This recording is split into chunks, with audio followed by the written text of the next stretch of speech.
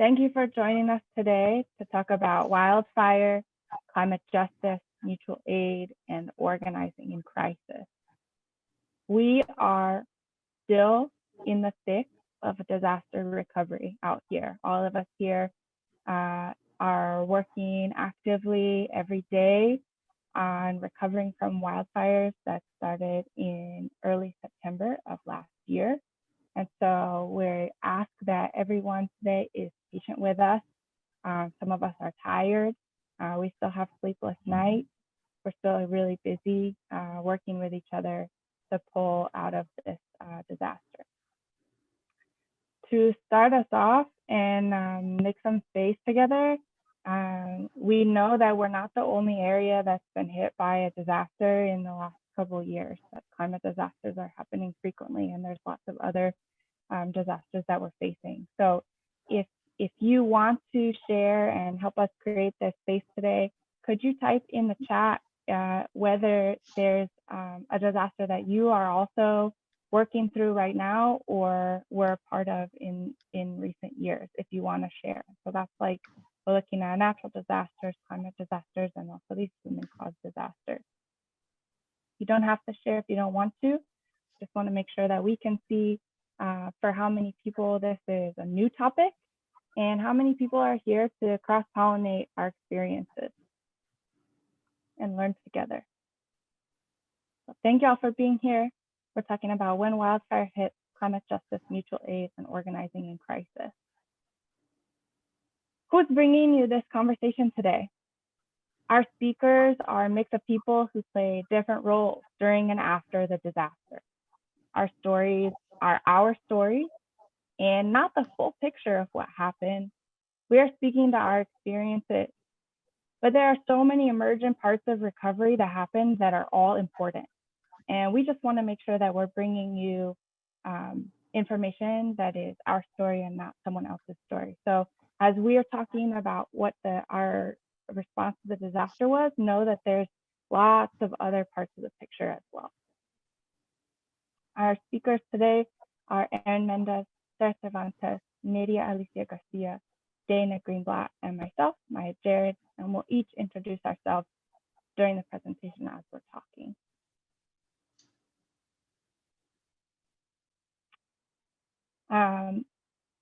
My name's Maya Jared. I use she, her pronouns. I'm staff at Road Climate. I'm a volunteer coordinator, and I was evacuated during the disaster. My home is safe. I was evacuated for 2 weeks, and I originally moved to this area to help try to fight a natural gas pipeline and export facility called Jordan Cove. Repping no LNG today because we are working on both sides of climate disaster, trying to stop fossil fuel expansion and also addressing the impacts of climate. So on September 8th of 2020, our community experienced climate chaos firsthand when the Almeda fire burned about 3,000 structures. Most of those were homes, including the Road Climate Office and Community Center, and homes of so many people in the Valley, including many of our volunteers, friends, and family members.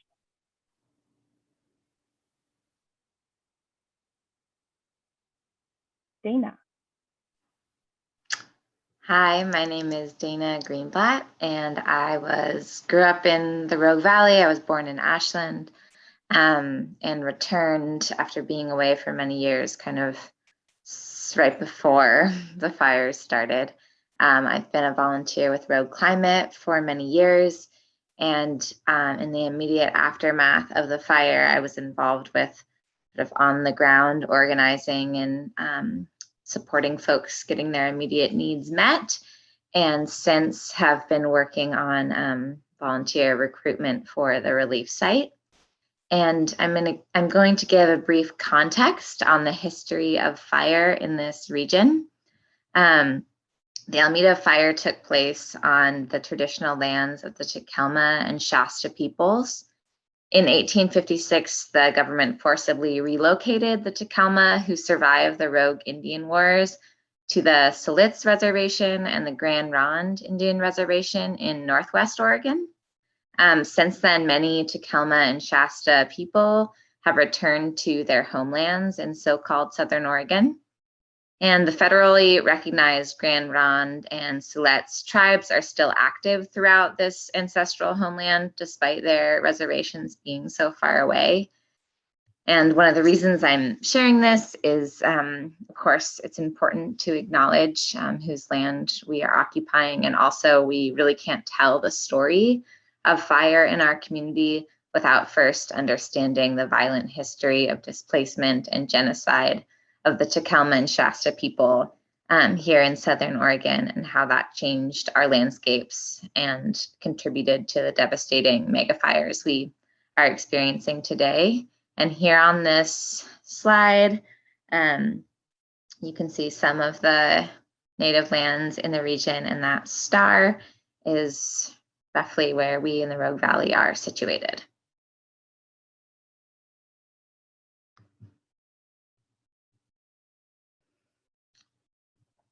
So a little bit about the indigenous uses of fire in this region. Native cultural burning has shaped the West in many ways. It has been used as a major tool for supporting growth of native foods and weaving materials. Fire has also been used as a tool for land stewardship, and many elements of the ecosystem benefit from and rely on fire. Different elements benefit from different intensities of fire and fires during different times of the year. Many species in our forests are adapted to burning, such as the knobcone pine, which is pictured here, as well as hazelnut trees and oak trees. Methods of native burning included burning patches of land in cycles throughout the year and over the years. And these help to ensure that fires didn't as often turn into large uncontrollable fires, because during these burning of patches, a lot of the underbrush was removed, and so there was less fuel for megafires. But in addition to intentional burns, there is a long history of landscape altering fires that Native peoples also adapted to as well. Indigenous knowledge around using and living with fire was passed down between generations, and therefore remained strong, and a really positive relationship between fire and Native people was cultivated. That is until colonial settlers in the West arrived and forcibly and violently removed and exterminated Native people, starting around 1830, 1850 here in Southern Oregon. Settlers not only stripped Indigenous people of their right to engage in their Native practices and steward the land in the ways that they knew how, but also forcibly separated communities so that that line of generational knowledge was broken. And of course, the settlers did not have knowledge about how to steward the landscapes, and a history of fire exclusion and suppression began at that point. When the Forest Service began to be the ones managing the land, their goal was to put out all fires immediately. And on the next slide here, there's a graph. I know this is hard to see from where you are, but I did put an arrow in, kind of that blue arrow. You can see that's when the U.S. Forest put in something called the 10 a.m. law, which was that 10 a.m. rule, which was that all forest fires needed to be put out by 10 a.m. the next day. So you can see that there's a long era of less fire. And then in recent years, towards the edge here, it's just absolutely skyrocketed. Let me see in the notes here. So yeah, fire suppression was sort of lent a helping hand, because for close to a decade from the early 20th century forward, there was a period of cooler and weather that led us to believe that fire suppression was going to be like a feasible form of management. But as we move back into a period of greater wildfire prevalence, people no longer have the context of how to handle fires on the landscape. And with climate change driven by the burning of fossil fuels, we're experiencing, of course, hotter and drier summers. That, on top of the suppression resulting from genocide and displacement of indigenous people from their lands, has caused what we're experiencing now on the West Coast, which is extreme fires. And it's important to understand that the crisis here is not so much the burning of our forests, because forests actually thrive from smaller burns. The crisis is the humanitarian impacts of out of control mega fires that have been caused by the causes that I previously mentioned. And just a little picture of where we're at now. Scientists are predicting that this year the West will have its worst drought in over 1,000 years. So therefore, we're likely going to have another really bad, scary wildfire season.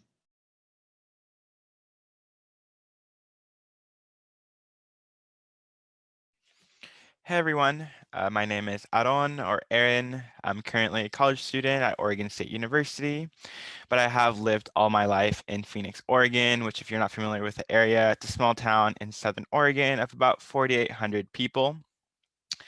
And on September 8th, 2020, sadly, my family lost our home to the Almeda fire that just ripped through Southern Oregon and absolutely devastated the entire Phoenix talent community. And this is especially tough for my family because we have had created really strong ties with the entire community. My mom is a teacher at our local elementary. My dad works for the city, and both of them have been at their jobs for over 20 years. So it's just always been a part of, of us, of just, being a pivotal part of the community and just being there for them. So it's really hard to see them hurting. And many of the people that lost homes were our friends, our families. Some of them were even classmates. And I think one of the greatest memories that I just always remember of that time, immediately after I learned that my family had lost their home, was that about the first 5 minutes was, that grief, that immense loss that you feel after, you lose something. But that quickly subsided. And I think the feeling of not knowing, feeling of uncertainty really took over. Just because we didn't know what the next days, weeks, months, years would look like. Of course, things have worked out well for us, but at the same time, like it's really hard. Change is really scary. And I think, going back to that fear of the unknown, it's just a really strong and frightening feeling. But thankfully, the whole community was really there to help us recover, and have really been there for every step of the way. And then just pointing out the picture that was shown, that was of Puck's Donuts, which is a local donut shop in Phoenix. Definitely good memories there. On Sunday mornings, my dad would send me there to get my family some donuts that we would enjoy around the table, just reading the Sunday newspaper. And I think that just shows like how much devastation the fire caused. And, that was, a pillar of our community, and it's gone now.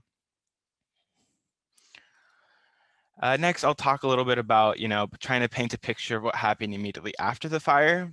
So even after the fire was put out, it was somewhat, contained. The neighborhoods and streets were really closed for days or weeks. So a lot of people who had evacuated, even if their houses didn't burn, weren't able to go back to their homes. And even, like I said, even if they were able to go back, the power was off. There was a boil water notice because we had lost water pressure in our water system because the fire hydrants were, all of them were on. It was really hard for neighbors to offer support if they had, supplies, because they couldn't get to their homes to really grab those supplies. So that we had to, find other areas in the valley that were willing to help. And there was actually police blockades and National Guard blockades that came and sat outside the city limits just to make sure that people couldn't get back into the neighborhoods.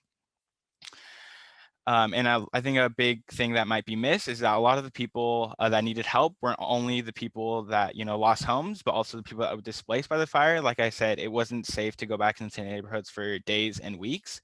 And those people also needed, you know, assistance.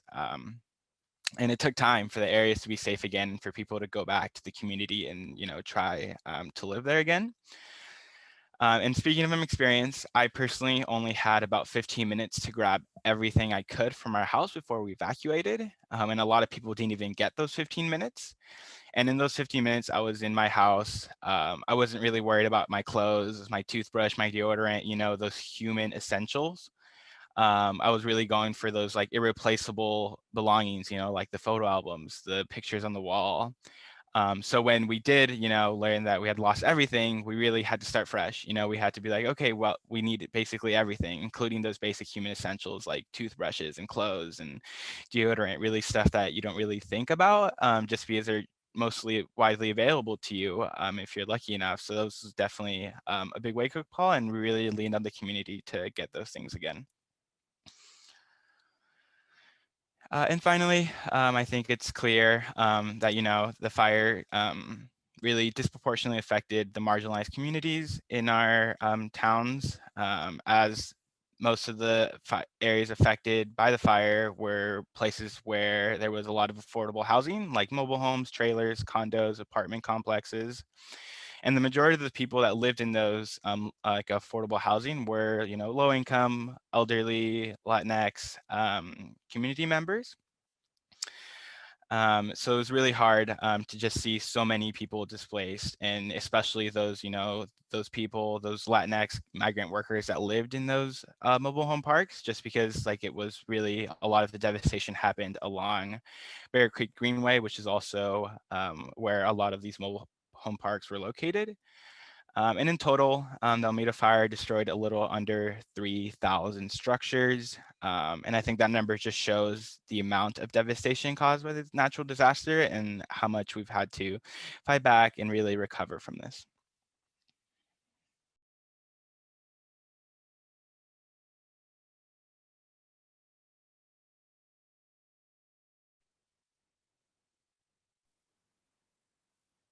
Thank you, Adam. Nydia, do you want me to screen share? You want to start without a screen share? Yeah, I'd like to start without a screen share. Thank you. Whew. Yeah, so good afternoon, everybody. I hope you're well. I hope that you are enjoying this conference. I just want to say thank you to Maya and folks at Road Climate for inviting me to share a little bit about my story and share with you all who I am. So my name is Nidia Alicia Garcia Torres, is my full-blown Mexican name. You know, some of us have like 5 of them. So if you really need to know my last names, I will tell you. But I go by Nidia Alicia, just my first 2 to keep it short and sweet. I am first generation Chicana, Indigena, born and raised in the occupied valley of the Tequelma people, also known as the Rogue Valley. And my story here on these lands are that my mom and dad came here, my father as a Northwest tree planter and my mother as a farm worker. So my parents came here to work. My father had I'm very proud to say that my dad, as a tree planter in his 13 years, planted over almost 10 million trees in the Pacific Northwest in areas that span between Washington, Oregon, Idaho, Northern California, and Nevada. So I'm first generation here, but I feel very close to the land because that's where I came to love this land more so than just being a resident on it. I myself was a farm worker child picking grapes. So y'all already know that our valley mainly makes its dough from wine industry, from the pear industry that has been incredibly disastrous to the landscape, and more recently from the hemp and marijuana industry, all industries that are very, very water intensive and destructive to the creeks and the rivers, right? So we have settler economies that have completely reshaped this landscape. And so, you know, as capitalism will have it, a demand for cheap labor is created. And that's how my community got here. That's how the Mexican Latino community got to the Rogue Valley. And I want to lift up one of our elders that recently passed from COVID, Don Leonzo, and all of his family, because he was a teenager when he first got here. As you all know, Oregon is an incredibly racist state with one of the most active KKK chapters west of the Mississippi. And so, you know, we are, as a demographic, less than 15% of the population in Oregon. So it's 88% white or 85% white. And then 12% is everybody else, like Mexican, Indigenous, Black, you know, everybody else. So the reason why I want to lift this up, and I'm so grateful for the context that Dana started us with, is, you know, before I talk about my community losing our home, I want to just lift up the housing crisis and the genocide that Indigenous people faced in the mid 1800s. It was not too long ago, where they were forced out at gunpoint to the reservations from Table Rock in the middle of winter. And so I wanna lift up the Indigenous people and, you know, grieve with them that they've experienced this over and over again. And like, this crisis is just now hitting like the rest of us. So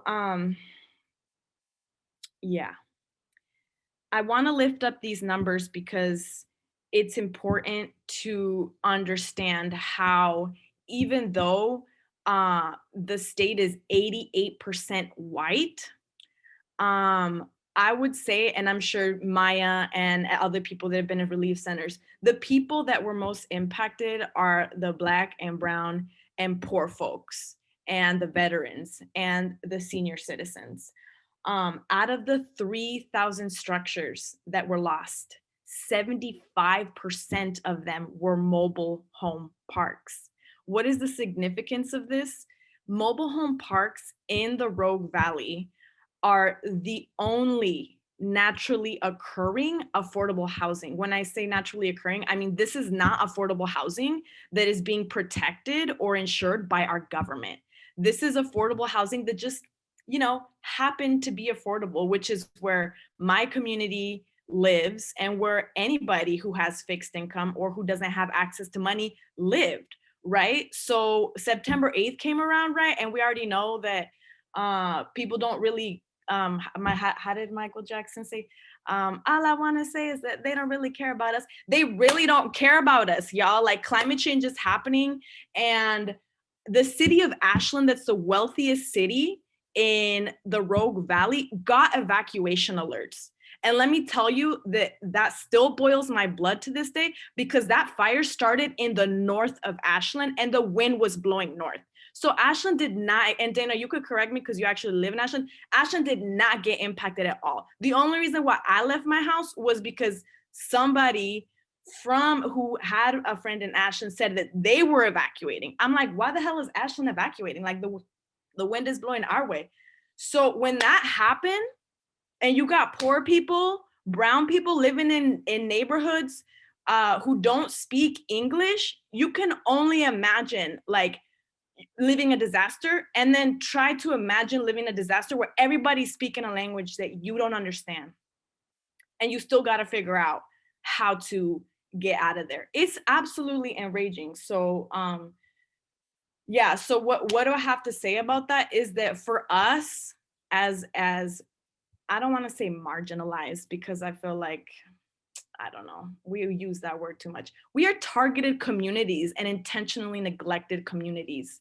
So I just want to put that out there. But I also don't want to frame us as victims, because we're not. I'm really sick of people saying, oh, fire victims. We're not victims. We are survivors, and we are incredibly resilient.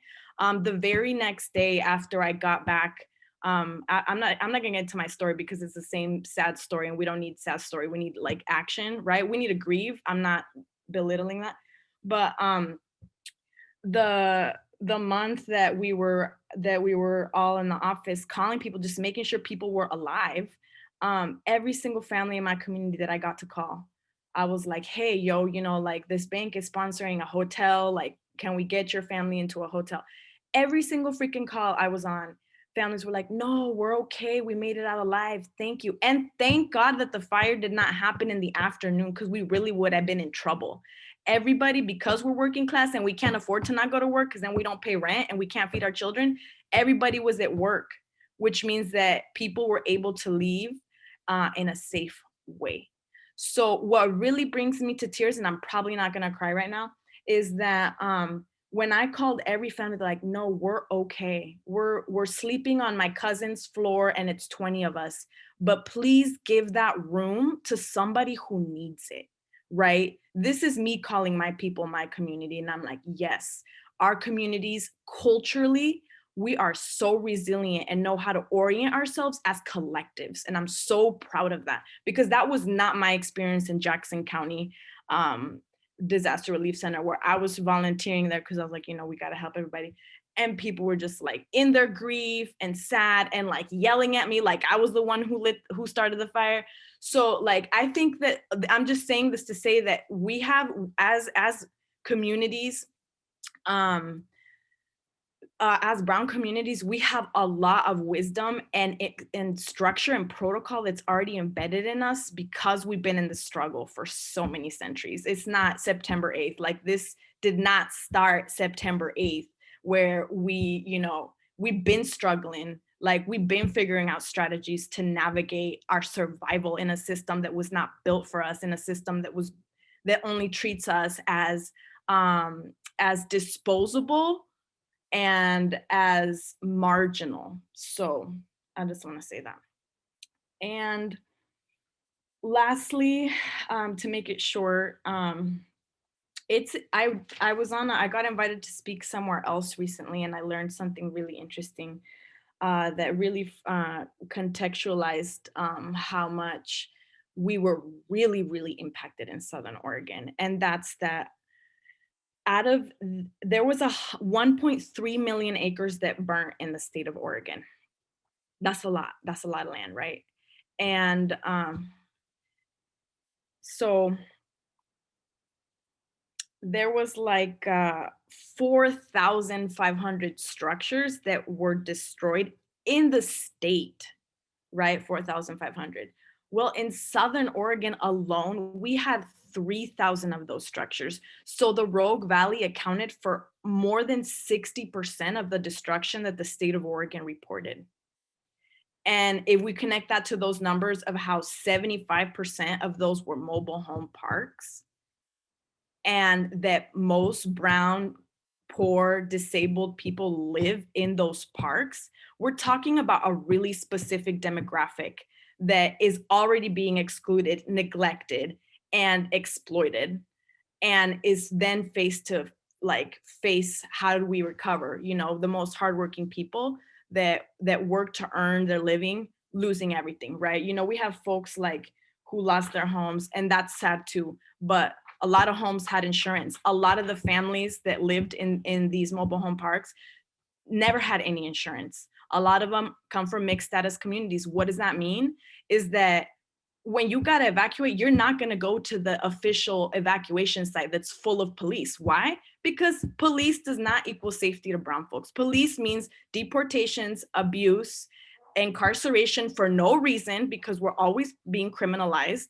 I think we recently got the right to get licenses again in the state. I don't know, I have to do my research, but this is serious. And this is why, if you could share the slide 12.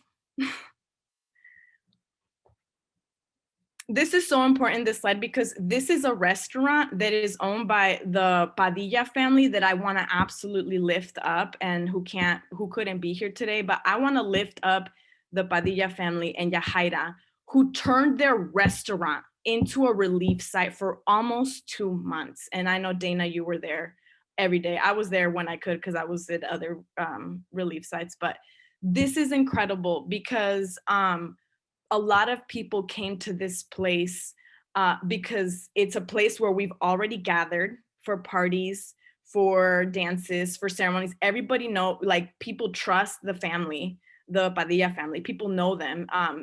They didn't start relief work and supporting communities in September 8th. It's been, that's just who they are as a family. They've helped my family personally a lot as a child.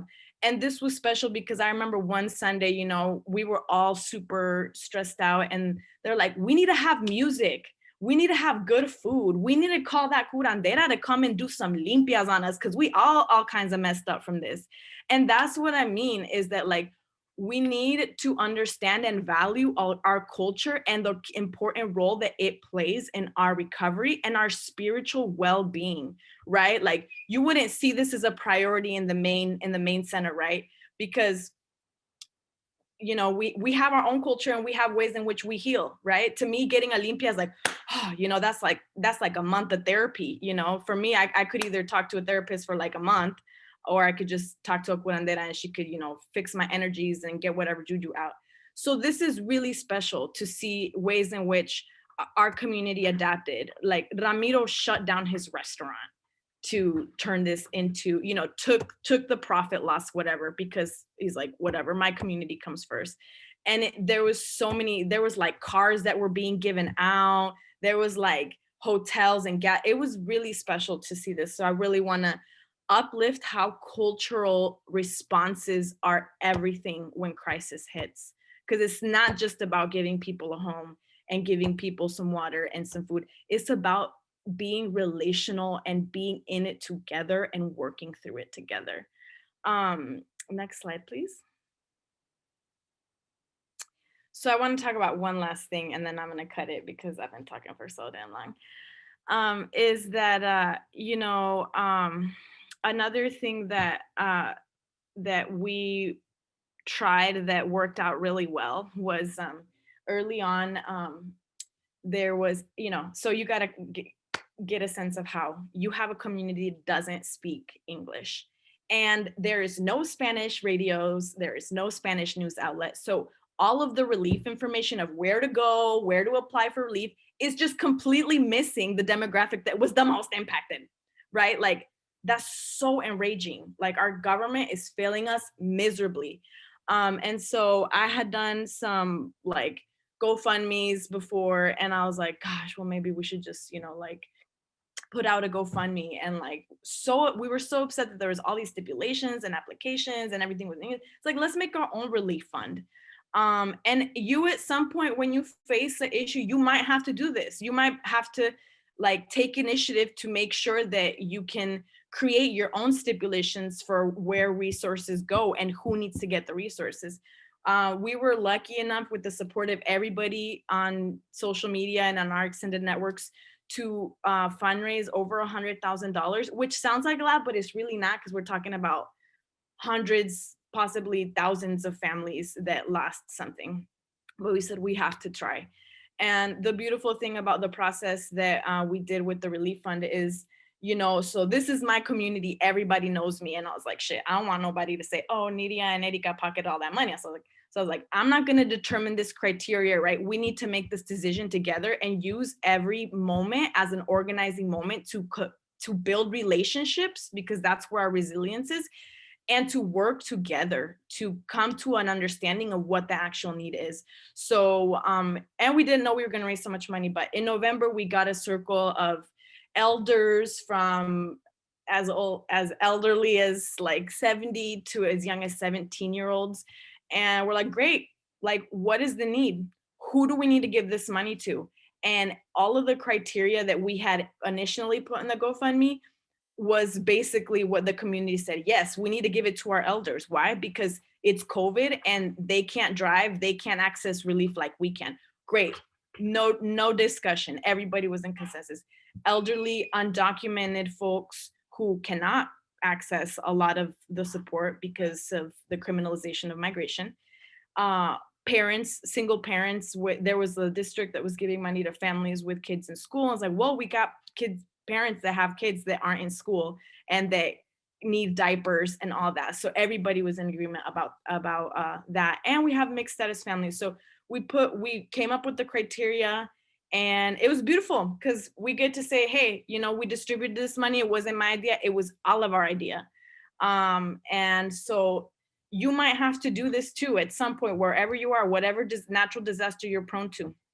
You might have to take initiative to coordinate your community and say, this is a moment where we're being scattered by a natural occurrence, that we need to actually, our instinct is to like focus on myself, like take care of myself. But sometimes we need to come together. Like we had to do the exact opposite of what we're like feeling we need to do, to really assess what our collective needs are. Because when we take care of our elders, and that was one thing that really moved me about one of the daughters who showed up there. She was like, I lost everything, but I need my parents to be okay. I need my elderly parents to be okay because I take care of them too. So I don't need the money, but if they have their medication, then I'm gonna be good, right? So, and that's one thing I want to share with like folks about, like, it's important to see collective wellness as individual wellness as well. And lastly, for real, is I just want to shout out the Coalición Fortaleza, which has been, I'm a founding member proudly, has been a collaboration and coalition that was formed in response to all the white saviors that, all of a sudden cared about us after September 8th. And you'll see this happen too, disaster capitalism and people coming out of nowhere saying they want to serve you and care for you when they're not equipped or, don't have the knowledge and nobody knows who they are anyway. It's like, cool, you're the ED of this organization that wants to serve my community. Nobody in my community knows you. So like, what are you talking about? But this was the initiative that we formed with brown-led organizations in the Valley that have been serving our community for decades, because our problems did not start September 8th. They started way before that, 500 years ago, if we want to be specific. So yeah, I think that's, I'll just leave it at that. Thank you everybody for listening. And I hope that today I want to give you homework. And if you don't know what natural disaster you are prone to, please do your research. Please, like, it could save you so much grief and so much trouble.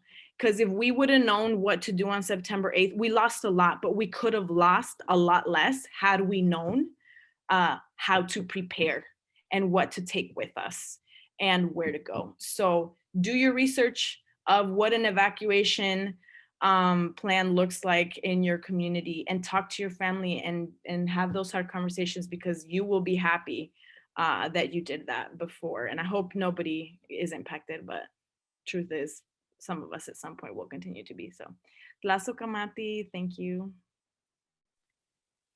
Thank you, Nydia. There's a lot of love for you in the chat, and thanks so much for sharing. And so our next section here, we have some learning that's happened since the fires, and I'll let you see some of this stuff here.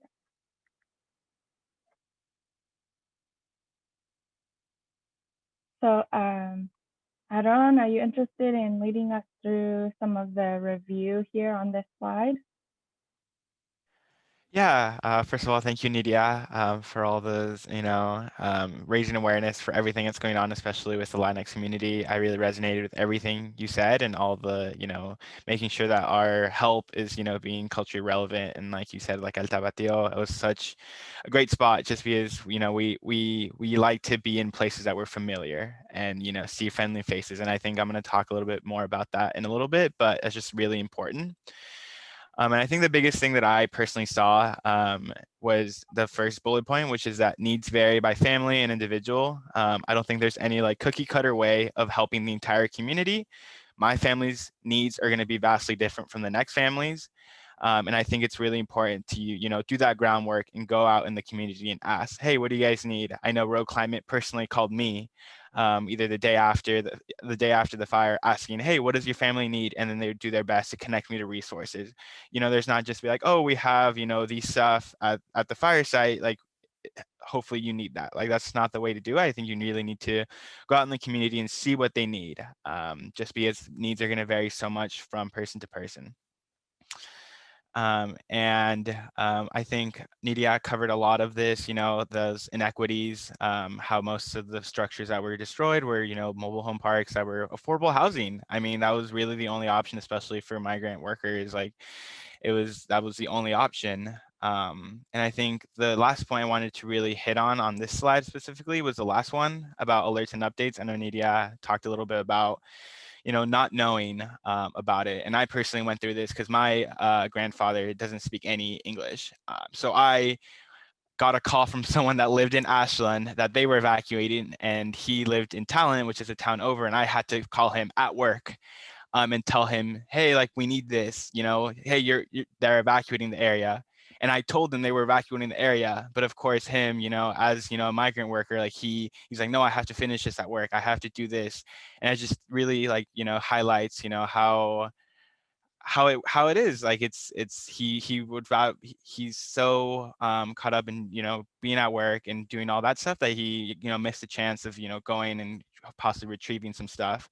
And like I said, a lot of people don't understand everything that we went through, and they don't understand just how little time we had to really process everything.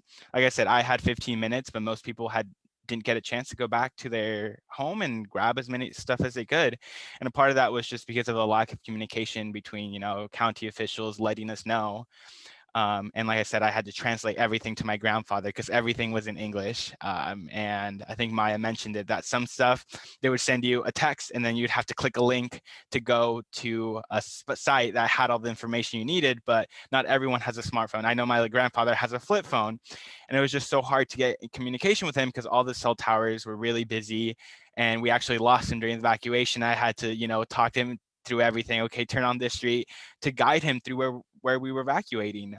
So I think that just really highlights, that lapse, and definitely a disconnect, especially when a big part of our community is Hispanic. I think it's definitely should be a priority to make sure that we're catering the needs of, our systems to that population, and not have to rely on word of mouth or on your grandchildren translating important notifications to you. So it's really important that we, get that point across, and definitely something that we could have done better to be more prepared.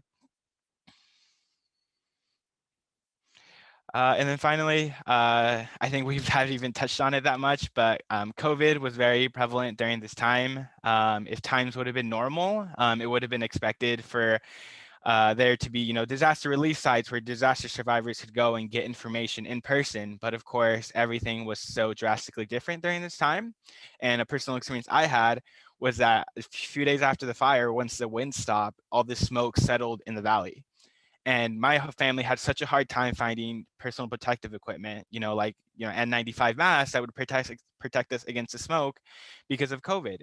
And we were, of course, spending a lot of time outdoors because, we didn't want to be indoors close to other people. And we also didn't have a home. So it was just really hard. And we were exposed. We wanted to protect ourselves from the smoke, but we weren't able to, just because of the shortage caused by COVID. But people were able to go to these mutual aid relief sites, and I personally went with my brothers a couple days after the fire to get clothes, to find information, honestly, just to see familiar faces of people that were volunteering their time to help, us fire survivors, and just being able to get resources that we needed, like, clothes, like I said, essentials, stuff that we needed. And I actually, one of my favorite memories after the fire was just like, my mom wasn't with us during this time because my great grandfather had just passed away in Mexico. So she was in Mexico with my grandma during all of this. So it was just me and my brothers and my dad sometimes. And there was a mutual aid site that was set up in Medford in one of our elementary schools. And it was organized by our school district. And at first we were hesitant. My mom told us to go, but we were really happy we went because the mutual aid site was staffed by our teachers, my brother's teachers, my former teachers. And it was just so relieving to see familiar faces, people that knew us, people that were asking about my mom, people that had worked with my mom. And it's just so important. I don't think people realize how much of an impact that made to us. Like there's plenty of sites that we could get, the supplies, but I think really what stays with the person is like how that one-on-one interaction is. Like I immediately felt way more comfortable at a mutual aid site when there was a volunteer at the door telling me, okay, this is where everything is. Please grab what you need. Like, here's a bag if you need to grab stuff, and stuff like that. It really makes a big difference. And I don't think it might not be highlighted or uplifted, but I think it really, that human interaction is really important, especially, in a time of need. I think everyone is just, looking for anything positive and really looking for, that compassion. And I think it's really important to provide that, especially if you are at a mutual aid site and having volunteers there to help and that really care. Thank you, Adam. Thank you for telling those stories of what your family was going through at that time. It's like really helpful for people to like experience and understand what's going on. Nydia. Yeah, I just wanted to say as I don't know, speaking that we had people who were at work the very next day after this disaster. We had men who fight the wildfires at work without protective gear, without socks or underwear, because employers did not care about their grief or what had happened to them. So when I say this just to like bring those stories in of how our poor working class communities, even in disaster, cannot afford to not go to work the next day. Like Bear Creek's not gonna tell you, hey, take the week off and cry or grieve whatever you know, everything you lost, we see you. They don't care. They care about their profit. And if they do care or make stunts like they care, it's all promotion. It's all for the, oh, we're gonna put it on the news that we're giving out jackets. It's like, people don't need jackets. People need you to give them their paycheck and take their own vacation. So like you have to be very strategic to see the truth in these scenarios. And it's important to care about our folks who are like on the front lines of the economic crisis of this horrible capitalistic system, as well as the climate crisis, because it's the same. And you know, we had people who still the next day or within that week had to go harvest the food, you know, because people got to eat. And like everybody, you know, some of us, you might need a doctor once in a while, but you rely on the labor of a farm worker every single day. So if you ever see a farm worker, you thank them and you say, hey, I love you and I respect the work you're doing, because that takes care of me. So I just want to add that. Thank you, Nydia, for adding that. Great. So Aaron introduced these mutual aid sites that were running and how important they were just for even meeting some of those basic things like getting socks and getting some clothing, because so many people were not at home when the fire happened and the winds were moving so fast that people lost all their belongings without being able to go home and get them. And so Sara is going to show us around a mutual aid site that's still running. We're 7 months out of the fire, and walk us through what it looks like there. Sara, would you introduce yourself before you start? Hi, my name is Sara, she, her, they. And a month after the fire, the region combined the 5 mutual aid relief locations into one, which is the fire site where I'm at right now. And I gotta turn my camera off.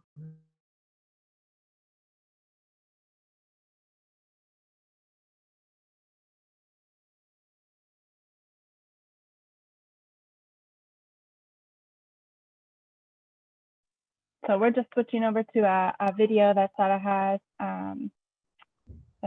here. She's gonna walk us through. Just give us a second as we mute the right computers and unmute the right phones.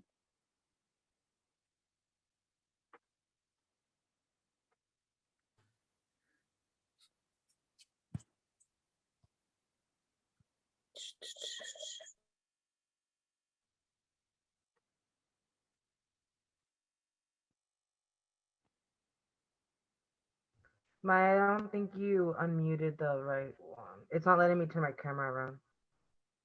Okay, let's see.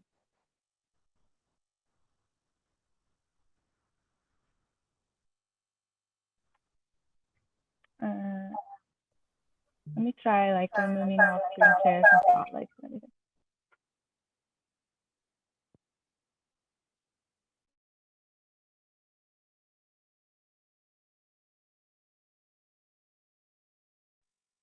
Sada, we can see what you're looking at.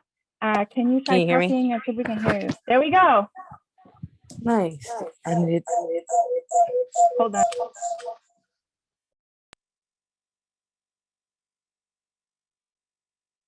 We were getting a little feedback. Try now. okay, that's better.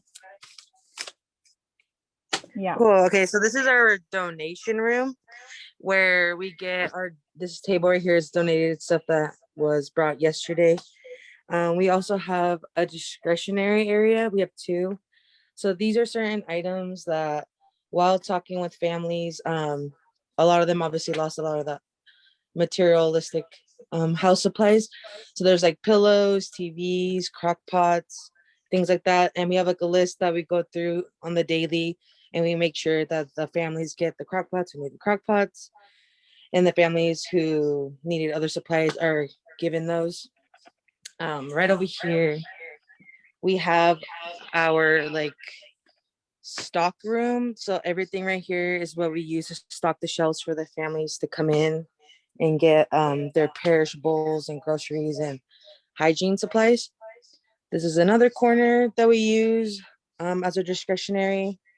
The reason we have discretionary is that we're just making sure that families get exactly what they were asking for, and it doesn't go to someone who maybe didn't need it or already has one, so they're not needing two, just to keep things fair.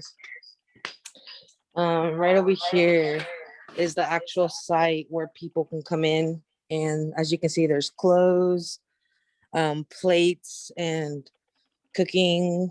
In the fridges, we have our fresh produce that we get, like dairies and vegetables, our shelves, hygiene area, diapers, and this is our resource table that gets updated monthly. This is where we can navigate people to other orgs that can help them get either funds or can advocate for them if they're dealing with certain situations. I'm a resource navigator, so certain days throughout the week, obviously, since there's a lot of things here that aren't translated, I help either translate them or I'll make sure to call the organization to make sure someone can translate for them. And yeah, it's pretty cool. I really enjoy it. It's like one of the barriers though, definitely is citizenship status and making sure like these organizations or these resources are translated and are able to get pretty much help the folks, our fire survivors. And yeah. Sada, can we see your face? Yeah, I'm trying to figure. Sorry, it's different from the phone and then from the computer. But yeah, hi. Hi. This is awesome.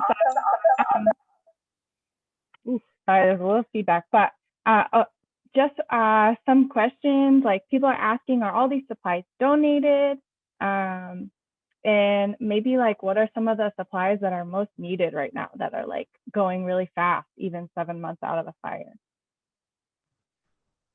Yes, the most needed right now, I think, is water. We're always needing more water, and we have different organizations like Living Waters that donate stuff, and we have like on the daily people who come in and bring us. We have like a board that has a list of everything we're requesting from folks. So when people come in, they're like, "Oh, what are the survivors needing?" We send them there, or personally, like throughout the day, I'm being told like by the survivors, like, "Oh, you don't have this, I would really like this." So when we have a donor who comes and they ask exactly what is it that we're needing, I'll make sure that I get the community's advice to them, so then we can get the right things in the store or in the shop.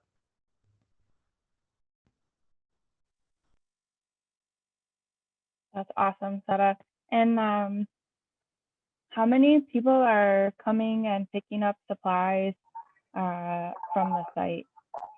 It rates from either like from 100 a day to 160, just depending on the days we got our deliveries. Because certain days throughout the week, we started closing Mondays because throughout the week we were closed 2 days or 3 days out of the week, so Mondays were really low stock. So now that we're closed Mondays, it leaves us Wednesdays, Fridays, and Saturdays mostly full on the shelves. So when people come those days, there's more items for them to get. Great. And how many people, or like what portion of people who are coming to pick up supplies do you think Spanish is their primary or only language?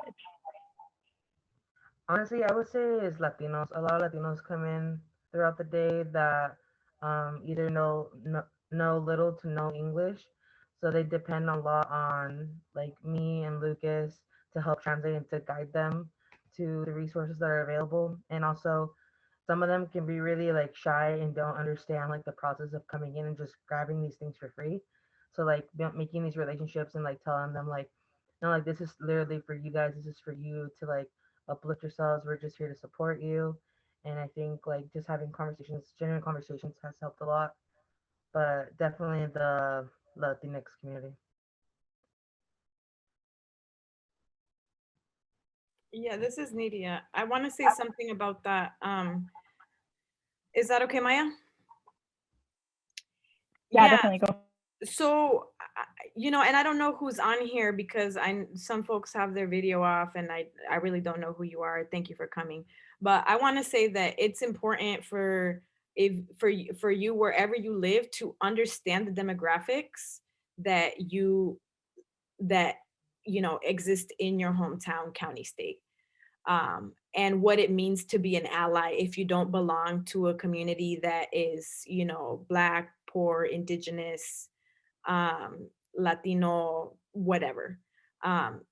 Because when you understand that, there's a likelihood that your allyship, like if you're not a frontline community, your allyship largely requires on your ability to understand the folks that will be most impacted when a disaster arrives. Not if, but when, because we are all one climate disaster away from becoming climate refugees ourselves. And even in the face of whatever your demographic is, if you're white, middle class, whatever, you will experience it, but your ability to recover is exponentially like more, you're at an exponential more advantage than like higher advantage than folks who do not speak the language, who don't have the legal status to receive aid or to feel safe asking for help. There's so many people who were like, what are you going to charge me, like, is the like, so just recognize that it matters to learn a second language so that it doesn't have to tax me as a bilingual person or Sara, because it's like our people come to these sites. We're not responsible for the disaster, but it's labor that's caused on us more, on top of our own grief. We got to be translators. We got to be advocates. I didn't grow up and say I'm going to be an advocate. If I could be something else. I'd be an artist. I always loved to paint. But like, excuse my language, shit is real. And so we got to be whatever we got to be for our people to be okay. So that's it, period.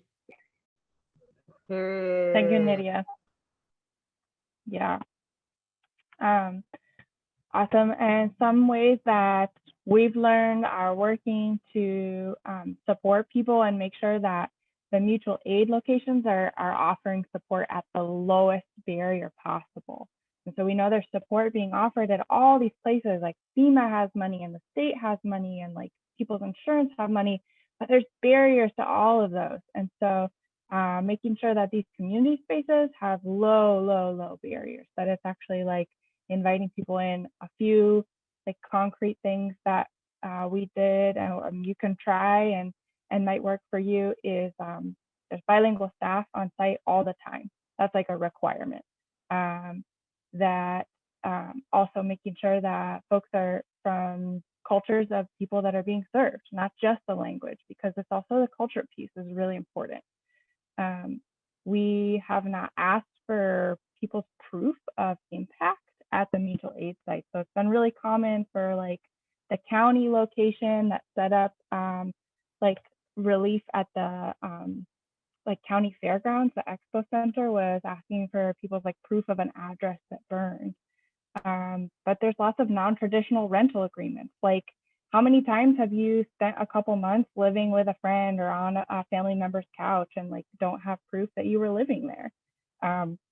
So that's a big thing that we just like cut out of how we ran altogether. We did not ask for proof of impact. One, because a lot of people don't have it, and two, because that's an additional traumatization that is just like, how many times do people have to say that they're impacted by this fire? So we're trying to like cut that down as much as possible. Also, a bunch of unhoused community members were burned out of their sites, like out of their homes. Like tents and camps burned as well. We also just like don't want to ask for paperwork in general, just because there's so many issues of people, like so much emotional baggage of just like the documentation of just like not ask for any paperwork. That's just like not something that feels appropriate. And also just getting feedback, you know, making sure that folks who are impacted by the fire feel like they could come and like help out at the volunteer site at the mutual aid center too. Providing meals to everybody who's volunteering, making sure that if like white folks are volunteering, folks who are not impacted by the fire are volunteering, that our volunteer training is really, really specific to make sure that folks who are volunteering alongside someone who is impacted by the fire have some context about how to show up as a volunteer in that space. And spending time advocating, like Sada said, calling agencies that are offering support to fire survivors and talking through the list of questions that we have to make sure that we feel good recommending people go to those groups. Like, what type of proof are you going to ask for that someone is impacted by the fire? Do you have Spanish-speaking staff who are going to answer the phone? How soon is someone going to get a call back from your organization?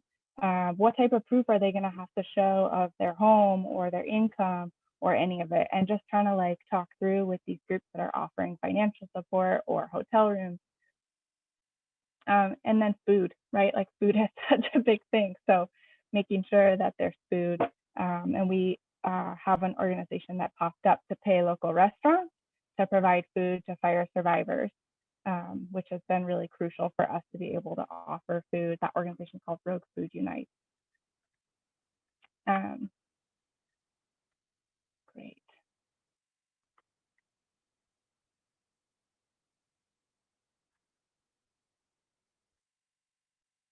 A couple of things that we want to bring up is just like, actually, like a lot of these issues that we're talking about, we know are hard. And so we wanted to spend a little bit of time like explaining just how do we organize around some of these barriers? Like, what are things that we found have worked? Nydia brought it up. Hey, you're going to have to start your own fundraiser. Like, that you know is going to get money into people's hands that that it really should be going to. Some other things we did is we knew that not everyone was going to get support from like a private insurance company or from FEMA to get into a hotel room. And so we purchased outdoor cooking equipment and like reinforced tents and canopies so that the folks who were like staying with extended family or staying with friends, like on a couch or in their house or in their camper, RV or trailer, they would have additional space outside of that house to cook because there's more people there, and to be sheltered from the rain, or to have just a space to store their things because maybe they're sleeping inside. The smoke's really bad, but they needed more space for just like how many people were staying together. Nydia talked about the second point already. And then the relief centers. So like these mutual aid sites are so crucial for supplies, but also crucial for like places to meet up and places to connect, places just to like learn information. And then the last piece here is there's stuff that just was really hard to find nearby after the fire, that like stores only stock so many of one item at a time. And so like people really needed pet carriers. They needed sleeping bags, a tent, inflatable mattresses, like water carriers. And so we had to reach out to other communities in Oregon, California, and New Mexico, and Washington in order to have supplies sent to us and bust down so that we had enough to hand out. And that we started working on those relationships as soon as the fire happened, trying to pull resources from other places. So those are a couple examples of ways that we've like worked around barriers that we came up against. And there's a bunch more that people have been using. I would love for folks to drop in the chat if there's sort of a workaround that you've developed for some of these common barriers that we're facing around like just how hard it is for people to recover. What's some ways that you've like gotten creative and worked around a barrier, provided a solution yourself? Next, Dana's going to talk about allyship.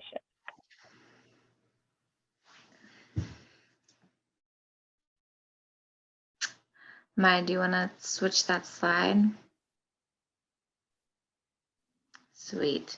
One thing I want to, Nadia spoke so much about El Tapatio, and just I wanted to, continue to uplift the Padillas and also just say that, you know, in the immediate aftermath, like there was not a lot of immediate response from like government agencies or some of these like larger organizations, at least that I could see. But when the Red Cross did show up in town, they came to El Tapatio and other locations where there were these like existing sort of sites that had just been like pulled together by community members.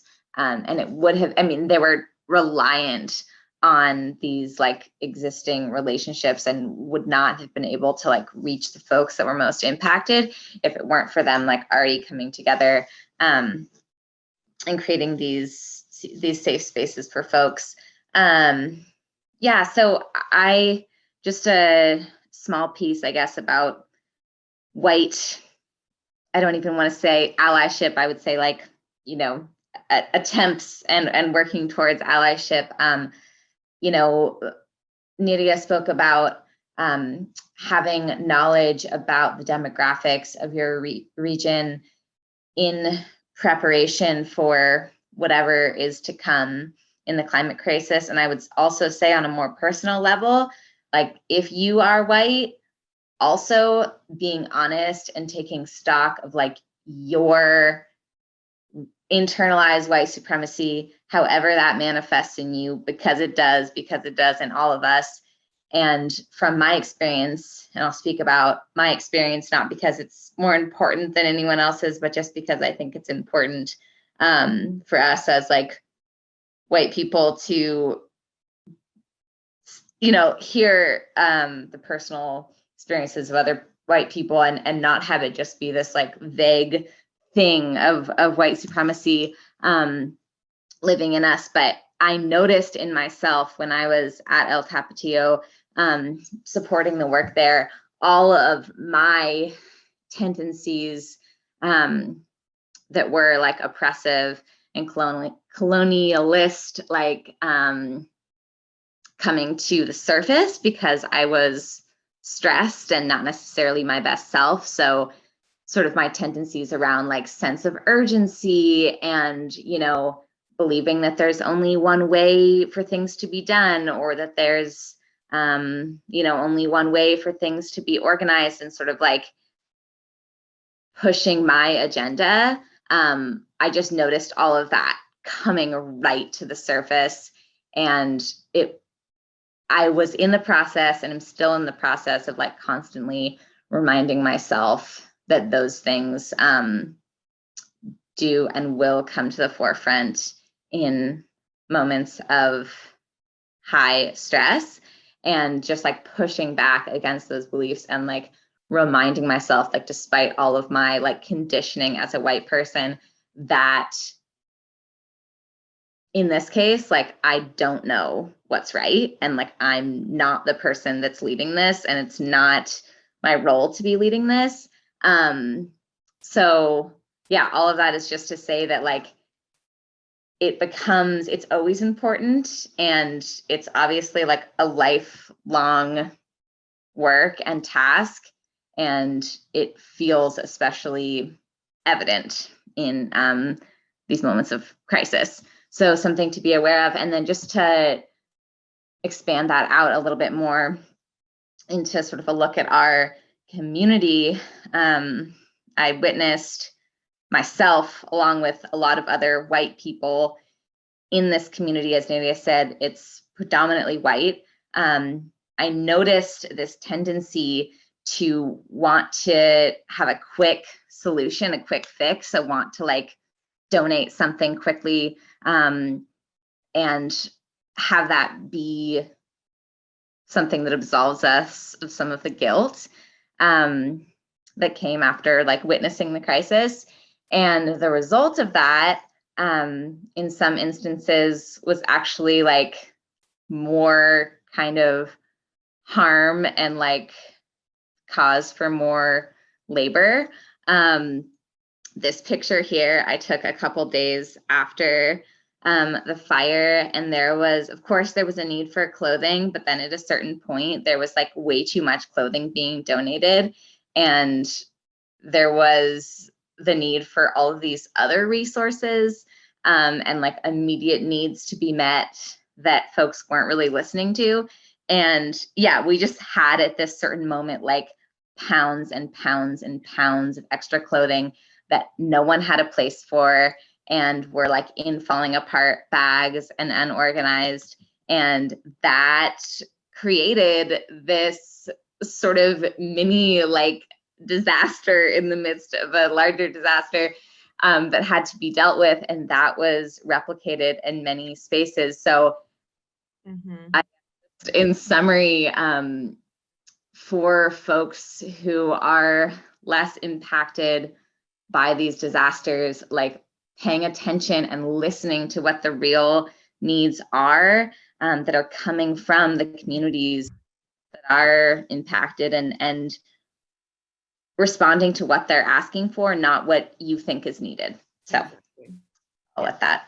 I just want to say something about that.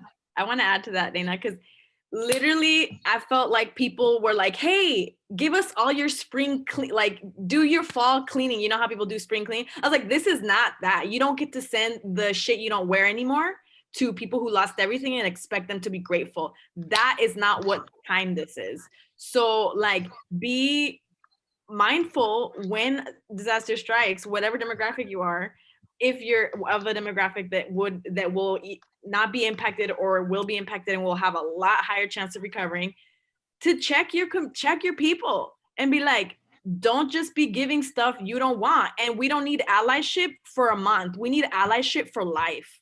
You know, there was so many people that were calling, wanting to be of support, because like Dana said, and I'm glad you said it, of this guilt, right? I had so many people who came to my house who were like, I didn't know there was this many brown people in the valley. Why? Because classism. Because you won't see us. You know, you don't go into the fields and see our people. You don't go into these communities. People hang out with their people, you know? And there was so many people like, I can't believe I didn't know that there was this many Mexican families. And so yeah, that's another thing that I just wanted to add, is like, if you're gonna be an ally for life, because this, like, I'm gonna be in it until, while it's uncomfortable, right? I just dropped in the link, white supremacy culture, and how like discomfort is one of the ways it manifests, right? Dana's saying like people felt uncomfortable with seeing all this, so they were throwing clothes at it. It's like, don't throw clothes at it, bro. Like, learn some Spanish, like volunteer consistently at organizations that have been responding to this disaster before September 8th or whatever date. So yeah, thanks for sharing, Dana. Great, thanks. Yeah, it's like just horrible and comical at the same time. All these angry people trying to donate clothing and being so upset that we're not going to take their donation to absolve their guilt of them not actually helping in a real way. And so like like Dana saying, like, what is the role? And it became like dealing with the white people's feelings about how they couldn't donate or how they couldn't help. And that was a very appropriate role for like white organizers who wanted to show up at these mutual aid sites and help, but couldn't speak Spanish and couldn't help navigate families through to pick up supplies. That role became navigating with white donors and like dealing with their feelings about not being able to donate dirty clothing. We're like getting towards the end of our presentation here today. I wanted to throw in a couple like organizing tools that we had been using at Rogue Climate before the disaster that became so crucial to our recovery effort, like right in the disaster and in the months afterwards. I'm bringing up a bunch of like digital tools and like systems like that. And part of that is because during the actual disaster, I was evacuated 45 minutes out of the area. And so I was mostly supporting from a remote location for the beginning. So a lot of my info disaster is around like communication things and visual things. And one thing that actually is like really interesting is that a lot of the like Wi-Fi and like cell towers and the power was turned off during the fire. So myself and my housemate, who's also on the call today, we evacuated out to a house that was actually off grid and had solar and had satellite internet. And so we actually like ended up being able to support a lot of the organizing and like pull up maps for people and pull up information and then text people on the ground who were not able to get Wi-Fi, who were not able to get cell data. And so it became super helpful, one, to have off-grid locations that weren't controlled by these utility companies. And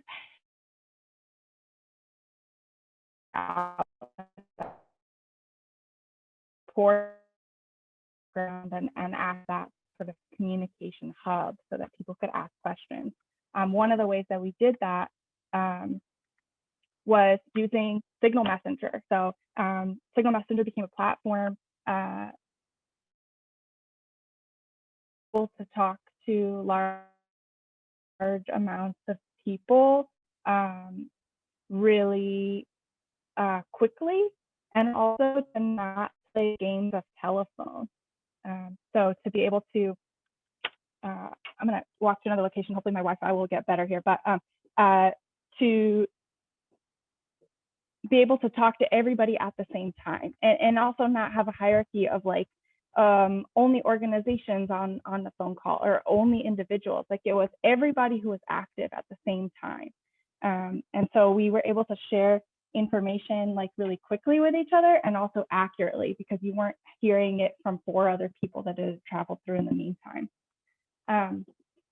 Another tool is like phone banking, super basic. Like Aaron was mentioning, like we needed to find out what people needed and where people were and whether they were okay right away. And this seems like really old school, but we just called them.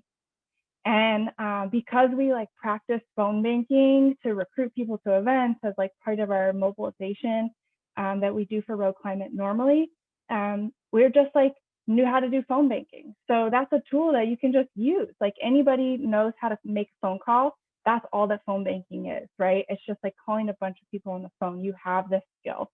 Don't be afraid of making a phone call. Another point is that we had volunteers who had been already trained on text banking. So we have a text banking platform who already know how to use spreadsheets and who know how to use Zoom. And so part of that is just like build up these skill sets, these super basic skill sets in your organizing, in your community, in your organization, in your student group, in your friend group, right? Because all these like smaller units of community are actually how we organize when something goes wrong. We have a youth action team at Rogue Climate. They already know each other. They work together. They text things together. They go to events together. The folks who are part of that youth action group whose homes didn't burn down were able to form this immediate support network. And it was actually that team that's been doing our volunteer recruitment for months. So they've been like text banking, and they get together online and they hang out and like spend Zoom time together, and they recruit volunteers to make sure that we can support the whole community. And that was a way for people to participate also, who were not able to be in person because of COVID.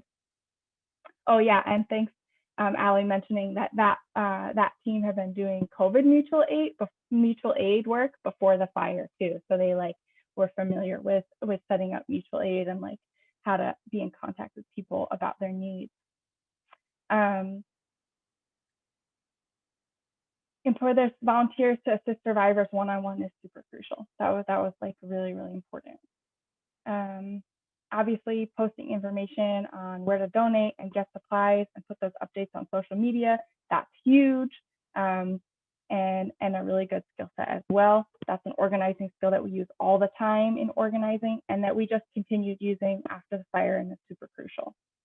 And then also developing a coalition of local community groups and leaders to coordinate on fire relief. And so we set up a call every week.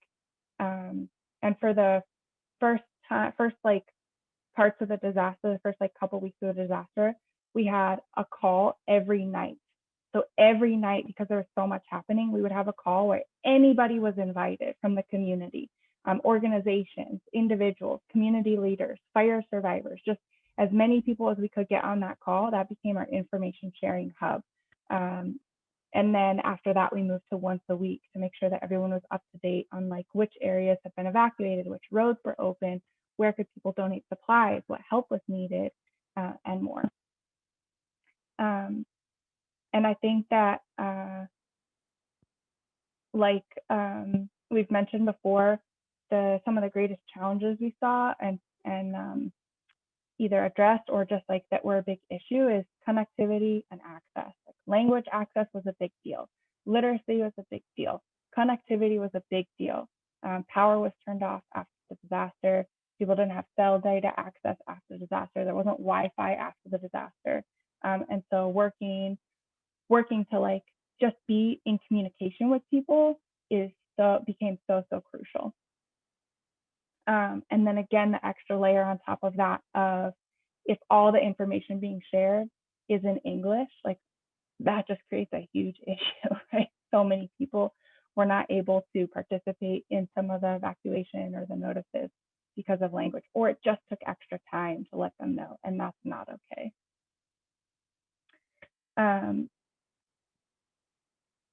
So that brings us to the end of our presentation here. We want to thank you for joining us in this conversation. We have our contact information posted up here. I want to also just like let everybody know that we can hang out for a couple minutes if there's like more questions. We didn't have time for a question and answer session here.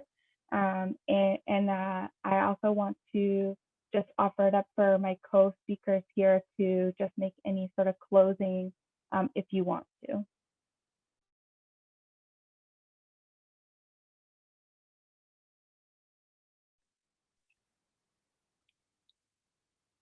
This is Nadia speaking. I just wanted to see if anybody has a question, if you want to come off mute and just ask.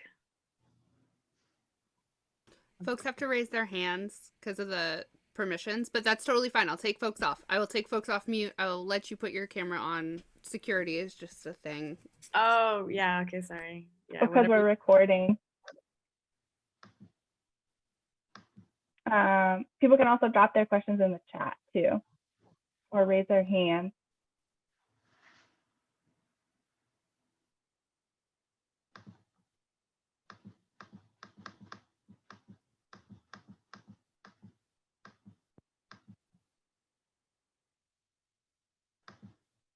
We got one hand raised. I'm trying to figure out how to actually do the thing. Give me 1 second. Lily, we see you. We're coming. I got it. Great. You should be able to come off mute now, love. Danny, I think you unmuted me instead of Lily, and I want to make sure Lily can speak first since I live in the Rogue Valley and have a leading but awesome question for Neria. Okay, thank you. Text me, Allie. I just wanted to say that you all were amazing, and I loved hearing from you guys. And I'm so happy I got called out, honestly, because I feel like I don't know, there was the Santa Rosa fires that were going on, and I tried doing research on how to help the community best, but I guess by the time I donated all the stuff, everybody was already donating a bunch of the same stuff. So I feel that. But I just want to say that I appreciate you guys, and I like learning about this subject. And I don't know, I feel weird because I'm a Jewish person, like I'm half Jewish, and then my mom or my grandmother, she's from Peru, but I categorize myself as white because I don't feel like I get discriminated against in the same ways that like my mom did or my grandmother did. So, but I just want to say that I appreciate you guys, and I would love to learn more and collaborate with you all. Yeah, also another thing I want to say about the clothes is don't show up with a bag full of stuff. Like if you're going to show up with a bag full of stuff, have it organized by size. Because I can't tell you, and I know Dana can might be know what I'm talking about. You know, you don't want to give people more work. If you could at least show up with washed clothes and clothes that are folded and sorted by size, because that saves so much time. Like if you want to help, you know how sometimes you can help and make stuff worse, but you can help and like actually lift the load of people. So if you're not going to show up and stay to volunteer, at least show up with organized stuff and new stuff. And like don't show up with your dirty panties or your dirty raunchy fungus shoes that you should just throw away. That's all I want to say about the clothes. Yeah, no, I'm totally on board with that, and I wasn't trying to. Anyway, I wasn't trying to. No, I'm not calling you out, Lily. I'm just saying that stuff was seen. You know what I'm saying? Like we saw that. Yes, I'm sorry that anybody would have to go through that at all. So, yeah, I was trying to find the best place to volunteer, and I was like, where do I go? But it seemed like there's so many people trying to do so many things. It was like there's no system. So, anyway, thank you.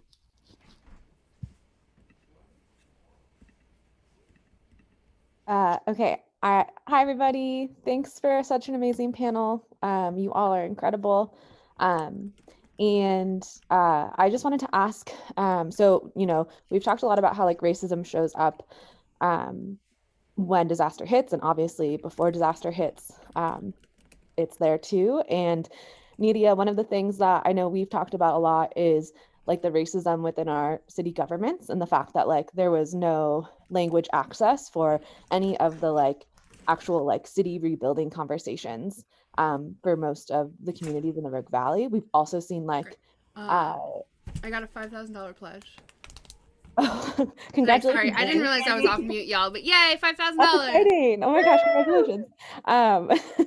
And also we've seen like, you know, a lot of white folks like come up in these like not in my backyard ways to get fire survivors housed in temporary housing. So media or, you know, anyone else on the panel who's been engaged in this conversation, I'm wondering if you could share a little bit more about that and how we're seeing that play out now, like almost a year after the fire.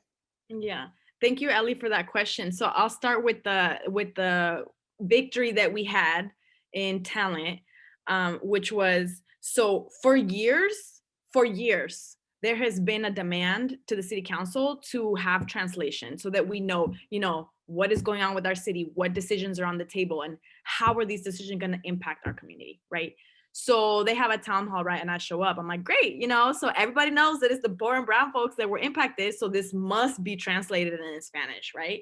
No, like there was months and months and months of showing up to city council saying, how are you going to make this accessible? We need translation. There is like, when you don't have information, it's a matter of a life or death. When your town is burning down and you don't know where to go, like that's a matter of life or death. So I don't want to say that, like, you know, let me just say what I want to say. What I want to say is we're intentionally excluded, because when a corporation wants to come and talk to you and buy your land, oh, they'll translate stuff.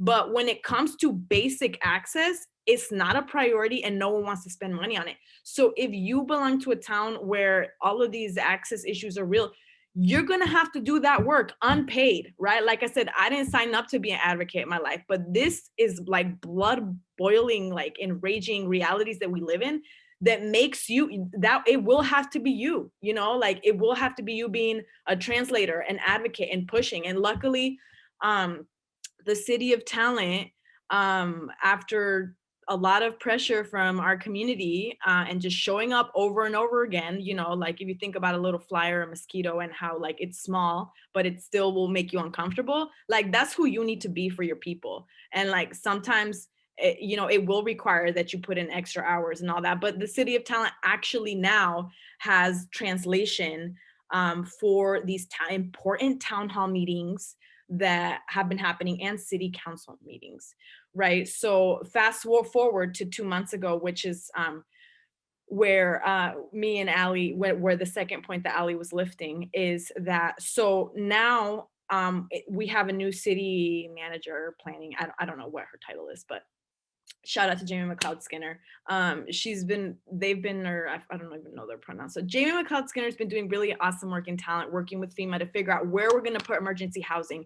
This is a clear example of how that could have happened in September had we had anti-racist white people in power. Like FEMA had said, we knocked on your door to like see where we could put emergency housing, and the city manager, or I don't know what position, they were like, oh, sorry, we don't need your help. So like when Jamie McLeod Skinner came on and reached out to FEMA, they're like, yeah, we reached out to your city and y'all said you didn't need it.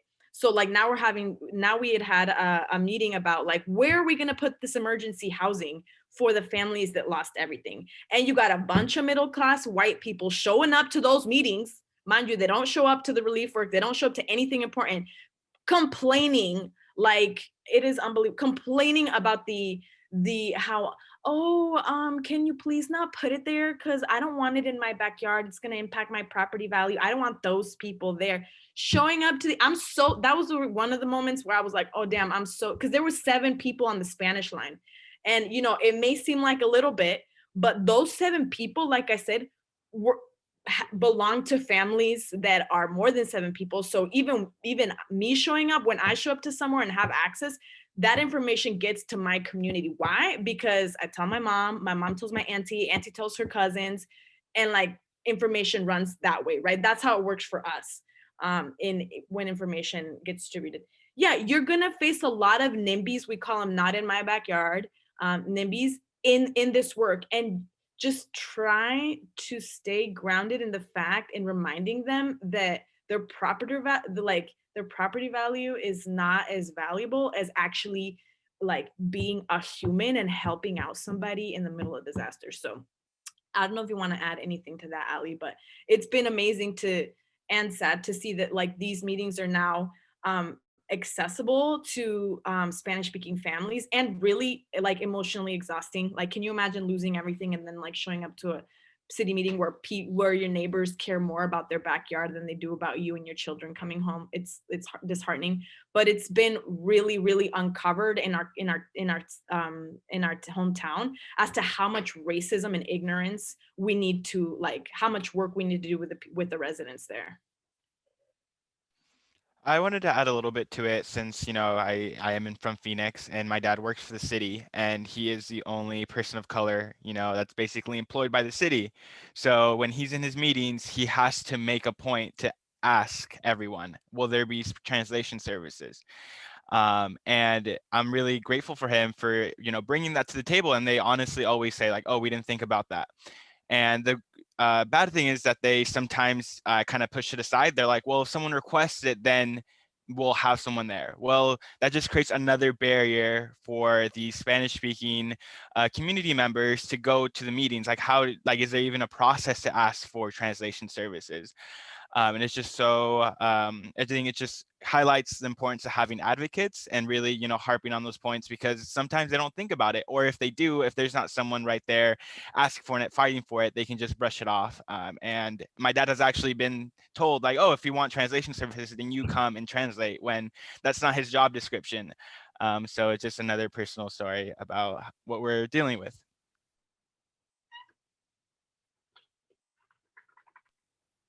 The next person who asked the question was Elijah. Elijah, I'm gonna make you co-host so you can unmute yourself. Hi, Elijah, she, they. I am from Florida. I am curious to know, well, first of all, thank you all so much for sharing your stories and being here and taking the time and the energy to educate us. I'm sure it's exhausting and I really, really appreciate it. I would love to know, you said that you set up, Nidia, a GoFundMe that was specific to your community to like get the funding where it actually needed to go so that you guys could figure out how to distribute it. Oh, perfect. Do you know of, and if not, I'm happy to like research it on my own. I'm just curious if there's some sort of way to figure out how to get to these GoFundMes and like know that like donations are going specifically to the communities that need them, as opposed to like a lot of the mutual aid links are, I feel like they don't go to the people who need them. Yeah, so what's your question? Because yes, what you said is true. Like there's funds that get set up and then that money does not ever get to the community, or it doesn't get, it sits somewhere, and like, because there's not the relationships, right? So is your question on how to set one up that actually gets to people, or how to give to one that is kind of, if you could talk on both. It's hard to find, there's so many places where I'm sure there's other natural disasters too, other communities that need relief, and if anyone would know of any of those, or how to set them up and make sure that the donations are going directly to the communities that need them. Well, thank you for that question. That's a great question, because for one, if you're not from the community, you don't need to be setting up a GoFundMe for nobody. Like there's so many GoFundMes that were being set up by people that nobody in my community knew. I was like, why? You don't even live here. Like there's one in Texas that got set up, and I was like, bruh, like who are you? So that's one, right? It's like, you don't, it's just messy. Don't touch it with a stick even. That's one. Secondly, is that there's also this thing called the nonprofit industrial complex that gets in the way of actual organizing, because like you could donate to a nonprofit. Like for example, the Red Cross makes billions of dollars on disaster and has so much money, but they show up to our community and they disturb, they create more labor for us. They're incredibly unorganized. I'll say that from my experience, Red Cross. And if you're on this call, you could call me and I could tell you ways you can improve.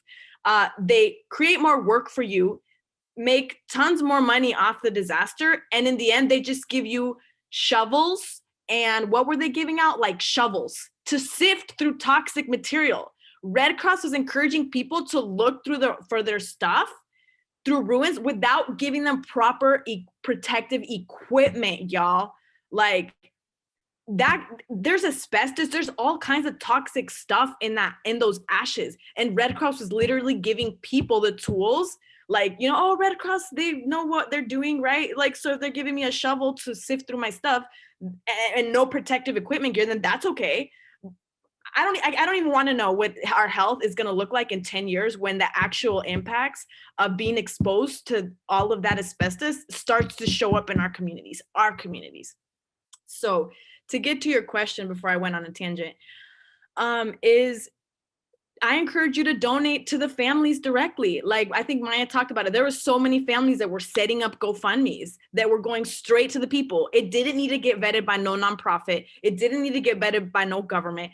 And be brave in that. Build relationships. It's not just about doing research. It's about, like, I think there was one family in Washington who donated to another family and they're like, we want to like have a relationship that's ongoing, because recovery, I'm not just going to give you $20. Recovery is going to be years long. And, you know, we're a month away from fire season if we're not already in it. So it's all about building authentic relationships in the end. So like, don't be afraid. Before you donate to a nonprofit, make sure you actually look for what are the first person voices, like, hey, my family and I lost everything, as opposed to, hey, we're X organization or X foundation raising money to support X communities, right? Does that answer your question? That was great, Nadia. Thank you. And then one more way that, like, I know Elijah's part of your question was like, how do you vet links? And so just like donating directly to one family is one way to do that. Another fund that was set up at the same time by 5 organizations in the Valley to get money into the community is this other fund on this page we saw, the Rogue Valley Relief Fund. And this was used to buy hotel rooms, paper hotel rooms for families who were having trouble getting placed in a hotel after the disaster by Red Cross or by their insurance. And it also bought like tens and tens of thousands of dollars of just like Visa cards or gas cards that we could just hand to someone directly.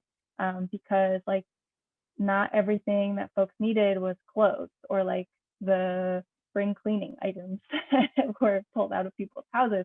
Sometimes people just needed cash to be able to like get from one place to the other, get to work, or just like meet their own needs, you know, just like get what they needed to get. And so that was another way. And Allie wanted me to like mention that one of the reasons that was a tool that was powerful was because it was set up through a foundation. And so the foundation did a bunch of outreach to foundations to get foundation money. Not the only way to have money flowing in or only solution, but one of the ways. No, we did the outreach. Thanks, Allie. But one of the ways that we address things. Nydia, yeah, what's up? I just want to say, I know Alex has a question, so I'm gonna let Alex ask the question. And I had one last thing to say about where we are as a coalition right now and what it looks like for us. Great, let's see. Let's, Alex, will you unmute yourself and ask your question, please? Hey guys, thanks. First of all, amazing. Just each speaker, I am floored with all of your knowledge and your passion and just eloquence. So, and just go to itness, feeling very inspired. One question I had, and also like, I'm also very excited to do research on this, but I was just curious if there were any examples of like non-NIMBY folks who, you know, did invite people into their homes, or, you know, people to put up tents or temporary shelters or anything like that. And or if you know of any coalitions or events like that happening, that would be good to kind of look at and learn how those worked best. I'm just curious to know. So like I'm a little more low income myself, but in a situation, so I don't always have like a lot of financial means to dedicate to something, but I would be really interested potentially in a different situation, like inviting folks into my home if the need arose. I'm from Minnesota. We thankfully are blessed with not having too many natural disasters where I live. Though except like that pipeline, the line 3. Except for the pipeline, that is disaster happening, disaster waiting to happen. Absolutely. 100%. So I don't know, like if this is not your question to answer, feel free to disregard it. I was just wondering if you had any examples of that or any resources.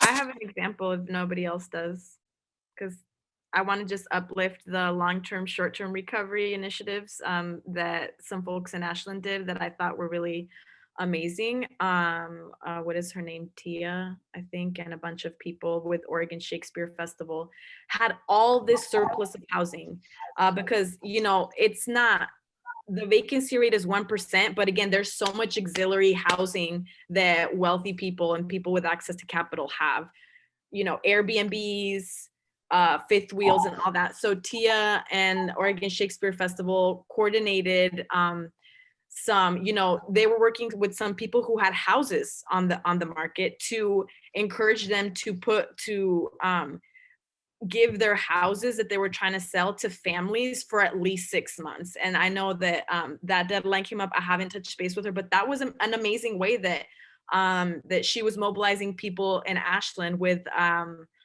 surplus money and surplus housing to give to families that were impacted. I also I worked with her to coordinate someone in Phoenix who had a fifth wheel to house a mom for 9 months. Who only had to pay $50 for the gas, but like was able to like live there, has been able to live there rent free still. Because she was like, we're willing to do this until June, which, you know, was amazing because she's like, great, I have 9 months to at least breathe and not like have to move month to month. So that's one way in which folks who can mobilize and organize their community to like do that type of work. Thank you. That's amazing. Yeah, and I encourage you to find her on Facebook and look up her initiative. She could tell you a lot more about what it was like to convince a bunch of folks in Ashland who were trying to sell their house to actually take their houses off the market and let that be a refuge for families.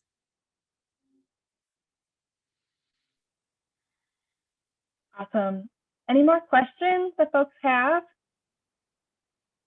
Aaron or Sara or Dana or Nidia, do you have any like last little bits that are just waiting to get out? Yes. I just want to say, go ahead, sorry. Sara.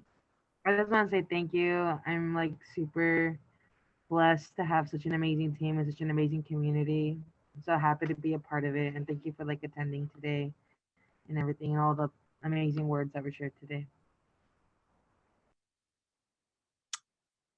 Thank you, Sara. I just want to say that the struggle continues, and that right now, as a coalition, what we've been focusing on has been community education to, you know, invest and support in the imagination of our people, because we know the issues and have known them for so long, and like also know the solutions. One of those solutions that we're advocating and organizing for is to build community land trusts in response to it and advocate for it, to build resident-owned communities so that we can provide housing for our people and can allow farm worker communities and folks who are already so exploited to pay rent into their own pockets and build financial autonomy and community autonomy.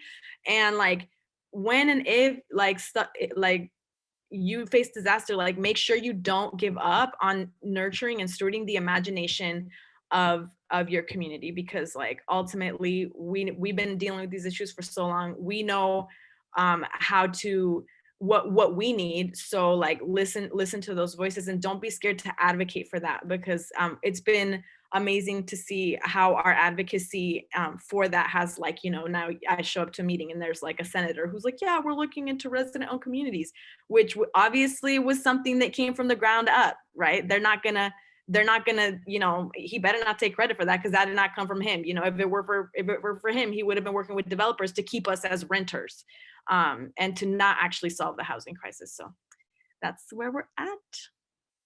And thank you everybody for being here, and thank you for staying this long after. Yeah, thank you to all the presenters and everyone who came. Yeah, I just want to say thank you to everyone. Definitely keep tabs on Phoenix talent. I have no doubt we're gonna, you know, rebuild, come back stronger than ever. I'm really excited. Like everyone has said, we're really resilient. So definitely keep tabs on us because we'll be back.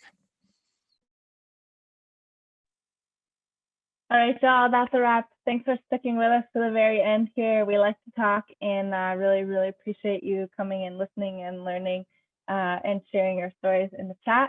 And I'll upload these slides so y'all can see the great work that we've done and dig in a little more if you're interested. Bye.